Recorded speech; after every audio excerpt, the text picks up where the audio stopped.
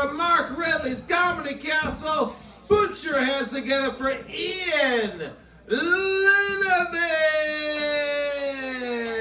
Everybody, Iain Lanivich. What's up? How's everybody doing at the late night at the New Way? Everyone still awake? Yeah. I used to watch a lot of movies as a kid in the 80s. Well, one day at my house, I uncovered a secret stash of unmarked VHS tapes that exposed me to the adult genre at a very young age. I learned to masturbate while still wearing underoos. You know the tighty whities with the superheroes on them? It gave a whole new meaning to their slogan, the underwear that's fun to wear. I had Batman, I had Superman, I even had a pair of Wonder Woman. Those were special. I used to try to mimic what I was seeing on those tapes. So I put them on, stroking them, and nut in her face. Over and over and over. To the point where I was afraid that if they ever got washed, her face would wash off. And I'd be lonely. Good thing I outgrew that phase. Imagine trying to explain to your girlfriend why she just found a pair of Wonder Woman underoos under your bed as a nut rag. I know I fucked up, babe. She's been with me since I was 8. It's nostalgic. Like they're a plush doll. Underoos actually made a comeback, offered in adult sizes at Hot Topic due to the popularity of cosplay. But I think they missed the opportunity to sell them in the back room at Spencer's to assist in the act of foreplay. That way you can align the character you're wearing to set the right expectation for what lies beneath. Like Ant-Man, or Black Adam, Chewbacca. Maybe cut a little boner hole so you can be like, hey honey, guess who I'm wearing tonight? Shazam! Just a little teaser before you please her. I did a lot of fucked up shit as a kid. Like stealing snacks from break rooms at industrial complexes. Sorry, Mr. Forklift Operator, who is missing their Twinkie. Probably blamed it on a coworker. Got in a fight, got fired. Went on to live a miserable life. Doing comedy. The butterfly effect. My mom lived in a trailer park, so I had unlimited options when it came to electives.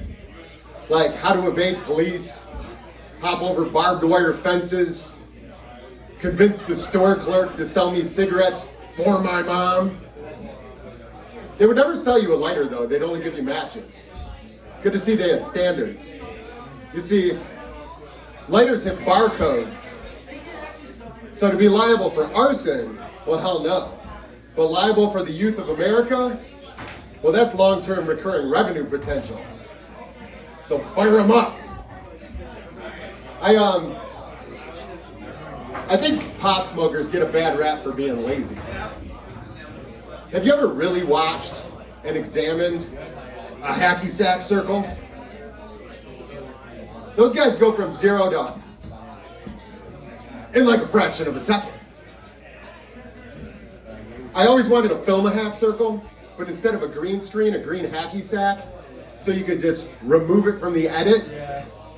It'd be like watching a group of unskilled ninja acrobats with Tourette's.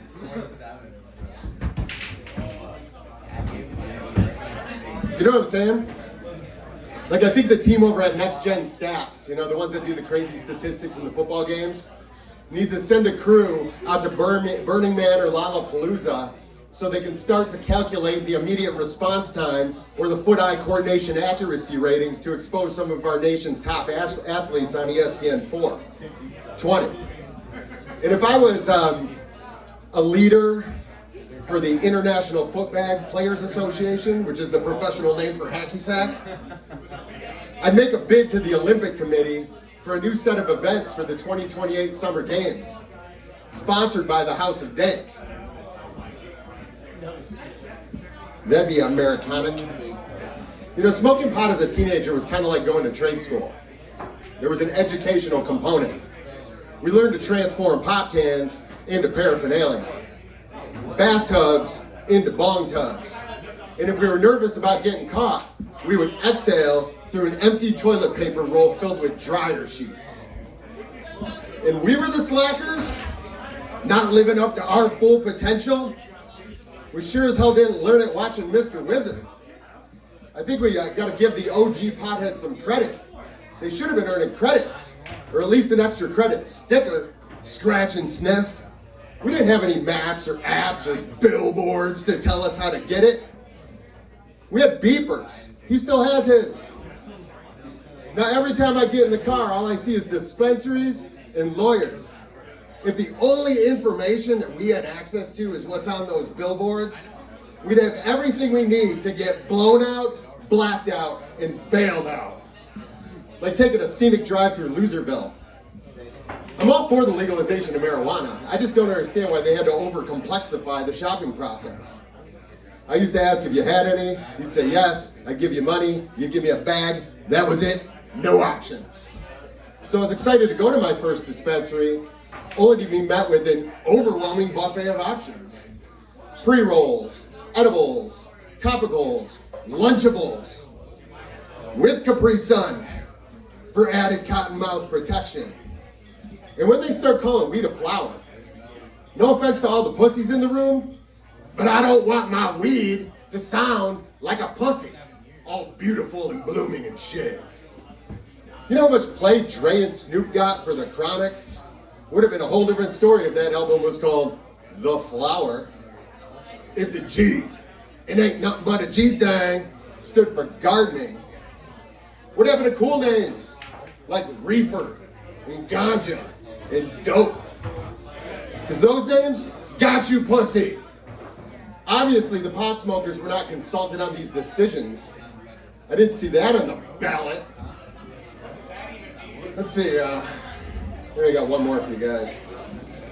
So I just got back from a family trip with the wife and kids. Now, on a family trip, everybody's got an opinion. But whenever I have one, I'm selfish. So I get jealous of people that take solo trips. I did it once, to jail. Now, I'm not talking about an unexpected overnight stay that you might be familiar with, sir. I'm talking about an all-inclusive one-week trip to the Slammer for selling a $5 joint to an undercover cop at the Wiggles concert. It was like, toot, toot, chugga, chugga, big cop car for all you Wiggles fans out there. Wife and kids were already inside, thought I was helping out another dad.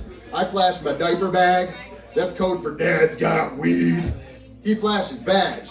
Obviously, he didn't have kids or else he'd understand the need to get high before these types of events. Fucking Wiggles. Had some damn good shit in that diaper bag, too. Literally. I'm Ian. That's my time for tonight. Thanks for hearing me out. Peace. Keep it going for Iain Lanivich, everybody. Keep it going for Iain Lanivich. All right, everybody, your next comedian coming to the stage. Super funny, one of my favorite comedians in the Metro Detroit comedy scene. And we're lucky to also have her as a